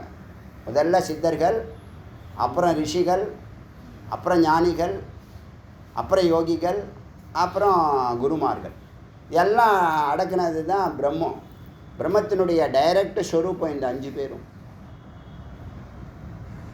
புரியுதில்ல? அவங்க சொல்ல மாட்டாங்க. அவங்க ஏன் சொன்னால் மட்டும் உனக்கு புரிய போதா? இருக்கிற விஷயமே புரியல, மந்திரத்தில் இருக்கிற விஷயமே புரியலை. இதை அனுபவித்து வாழ்ந்து காமிச்சிட்ருப்பாங்க, தெரியாது. அதில் ஒருத்தவங்க தான் பேசுகிறாங்க, பாக்கி 5 பேரும் பேசுகிறதில்ல. பிரம்மத்தை சேர்த்து சொல்கிறேன், 5 பேரும் பேசினாலும் நமக்கு புரியறதில்ல. ஏன்னா அது ஃப்ரீக்குவென்சி வேறு, அது 0 ஃப்ரீக்குவென்சியில் பேசுது. இந்த 5 பேருமே 0 ஃப்ரீக்குவென்சியில் பேசுகிறாங்க, பிரம்மம் உட்பட. குரு வண்டி தான் இந்த அடியார்கள் ஃப்ரீக்குவென்சிக்கு இறங்குறாங்க, இறங்கி பேசுகிறாங்க, இறங்கி பழகிறாங்கிறது கூட நமக்கு தெரியாது. அவ்வளோ எளிமையாக இருப்பாங்க. புரியுதா? விஷயமும் ஆழமான விஷயம், மகத்தான விஷயம், அரிய விஷயம், எங்கேயும் தேடி பிடிக்க முடியாத விஷயம், அறிவுக்கும் மனசுக்கும் பிடிபடாத விஷயம். புரிய வைக்கிறாங்களா இல்லையா? ஒன்றுமே இல்லாமல் 1400 வீடியோ பேசியிருக்கோமே, ஒரு பொருள் இல்லாமல் ஒரே ஒரு பொருளை வச்சு. பெரிய விஷயம் தானேப்பா. அதனால் புக்குன்னு பேர். சூக்ஷ்மத்தை மனசில் சிந்திக்கிறதும் புத்தியில் முடிவெடுக்கிறதும் அகங்காரத்தில் செயல்படுறதும் சித்தத்தில் பதிவு செய்கிறதும் சூக்ஷ்மம். அங்கேயும் அதை அனுபவிக்குது. அப்புறம் சூக்ஷ்மத்வாத் சூக்ஷ்மம் புக்துவாச்சய ஐக்கியம். சூக்ஷ்மத்துக்கும் சூக்ஷ்மமாக இருக்கிறது காரணம். அந்த காரணத்தில் ஆனந்த புக்கு. தூங்கும் போதே நீங்கள் ஆனந்தத்தை அனுபவிக்கிறீங்க, பூஜை பண்ணும்போது ஆனந்தத்தை அனுபவிக்கிறீங்க, வேத விசாரம் சிரவணம் பண்ணும்போது ஆனந்தத்தை அனுபவிக்கிறீங்க. தியானம் பண்ணுனா, ஒழுங்காக தியானம் பண்ணால், பொறுமையாக தியானம் பண்ணால் ஆனந்தத்தை அனுபவிப்பீங்க. அமைதி தான் அங்கே. என்ன தெரியுமா, இங்கே வந்து ஞானம் பேசும்போது ஞான நிஷ்டையில் வேத விசாரம் உங்களுக்கு அந்த ஆனந்தத்தை கொடுக்குது. யோகத்தில் என்ன பலன்னா, யோகத்தில் அந்த லோகத்துக்குள்ளே நுழைஞ்சிடலாம். தியானம் பண்ணினீங்கனாலோ நிதித்தியாசனம் பண்ணினீங்கனாலோ அது பேர் யோக நிஷ்டைன்னு பேர். அது எங்கே கொண்டினா சாந்தியில் கொண்டு போய் விடும், அமைதியில் கொண்டு போய் விடும். அமைதியாக இருக்கிறது ஒரு பெரிய ஆனந்தம். அதுதான் நம்மளுடைய பிரம்மலோகம்ங்கிறது. அதுதான் அடுத்த சர்க்கிள்குள்ளே நுழையிறது தான் ஆனந்த ஸ்வரூபமாக. புரியுதா? அறிவு, அமைதி, அறிவுக்கு அடுத்தது அன்பு பரந்த ஒரு ஆனந்தத்தை கொடுக்கும். யோக நிஷ்டை, அது பேர் சாந்தி நிஷ்டைன்னு பேர். இப்போ இந்த வருஷம் அடியேன் அதை தான் பண்ண போகிறேன். சாந்தி ஒரு வருஷமாக அமைதியை கொடுத்துருக்காருல்ல, அந்த அமைதியை நிஷ்டை பண்ணணும். ஞானத்தை கொடுத்து ஞான நிஷ்டை எப்பயும் ஆகிடுது. எப்போ எது கேட்டாலும் நம்ம பதில் சொல்லுவோம். ஞானத்தில் தான் செயல்பட்டுருக்கோம் 27 வருஷமாக.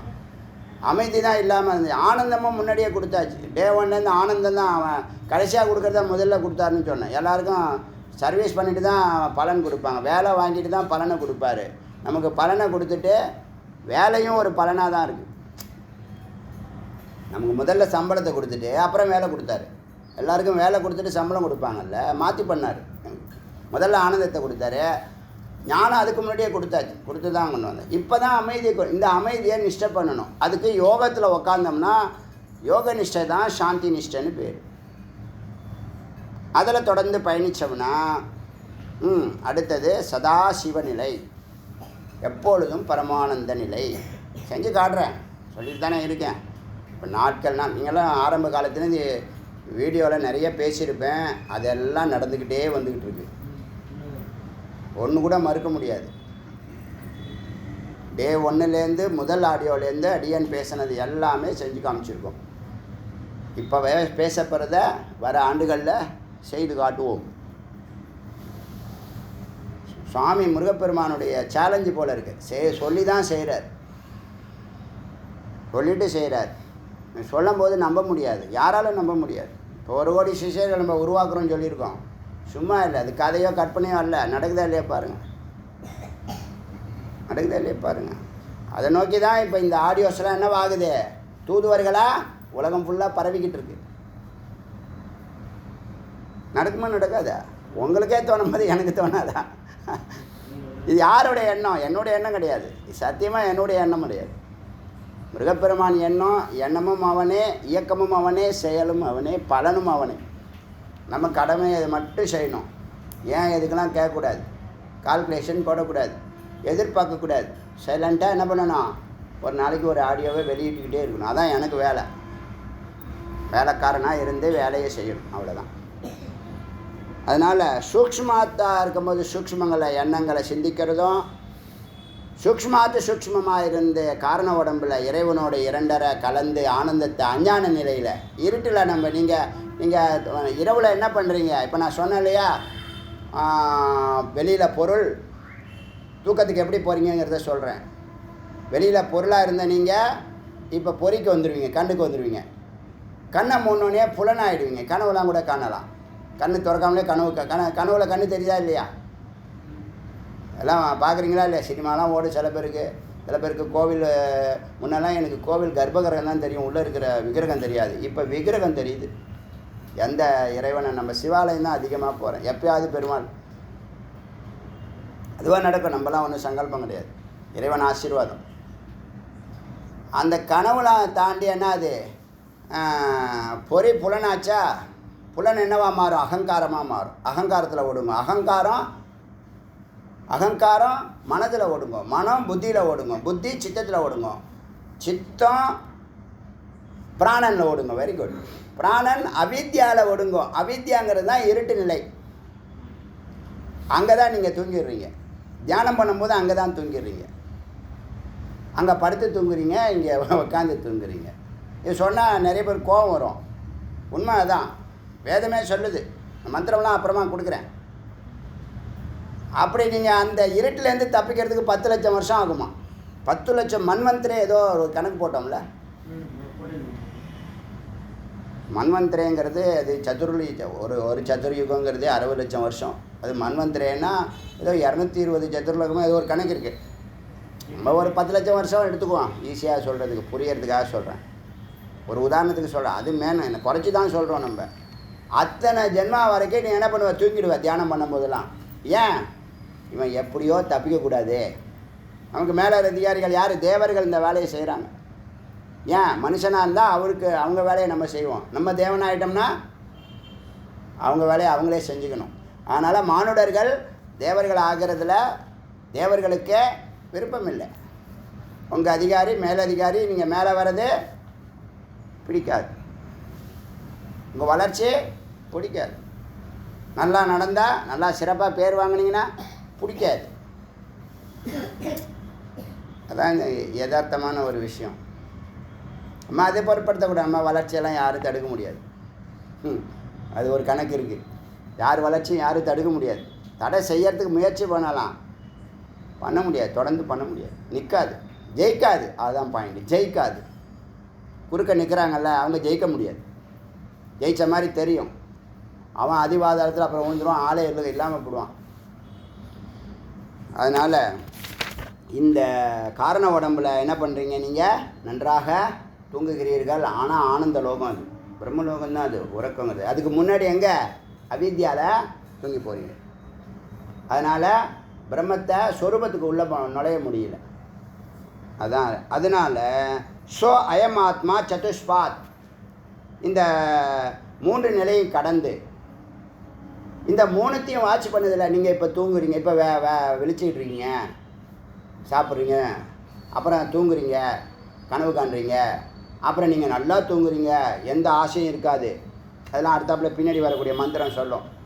எந்த எண்ணங்களும் இருக்காது தூக்கத்தில். இந்த மூணுத்தையும் ஒருத்தன் வாட்சி பண்ணிக்கிட்டே இருக்கான். அவன் பேர் சாட்சின்னு பேர்.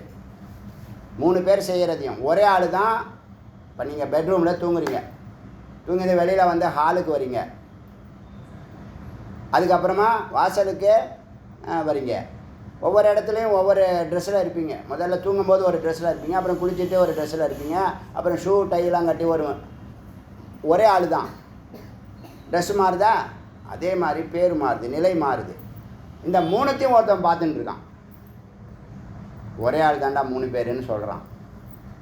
அவன் பேர் சாட்சி. அவன் தான் 4வது மனுஷன், 4வது அவஸ்தா.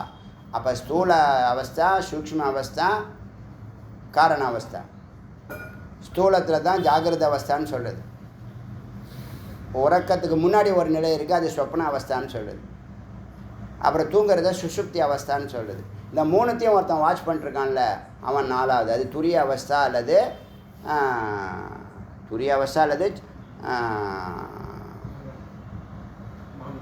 அமிர்தன், துரியன், பிரம்மம்.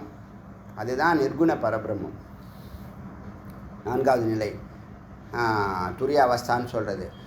இந்த 4வது நிலை வச்சு இந்த ஆத்மாவை 4 நிலைகளில் அது செயல்படுது அப்படிங்கிறத சொல்கிறதுனால, ஸோ அயம் ஆத்மா சதுஷ்பாத். இது அடிக்கடி வரும் இந்த வாக்கியம், மகா வாக்கியம் மாதிரி. பெரிய அவசியம் இல்லை. ஆனால் இந்த ஆத்மாவை அறியறதுக்கு 4 நிலையில் ஒரு மனிதன் கடந்தாக வேண்டும். எப்படி கடக்கிறதா சொல்லி கொடுத்துட்டுருக்கோம். புரியுதில்ல? அது வரைக்கும் இன்றைக்கி இருக்கட்டும், மிச்சத்தை நாளைக்கு பார்க்கலாம். இன்றைக்கி வந்து 2 மந்திரம் பார்த்துருக்கோம். விசாரம் இருந்தால் 2, 3, அதாவது 3, 4, 5 3 மந்திரம் பார்த்துருக்கோம். விசாரம் இருந்தால் ஒரு மந்திரமே 2 நாள் கூட போகும். அதை பற்றி கவலைப்படாதீங்க. 1000 மந்திரம் பார்க்கணுங்கிற விஷயம் இல்லை, அர்த்தத்தோடு போகணும், அனுபூதிக்கு போகணுங்கிறது தான் நோக்கம். அதனால் மிச்சத்தை நாளைக்கு பார்க்கலாம்.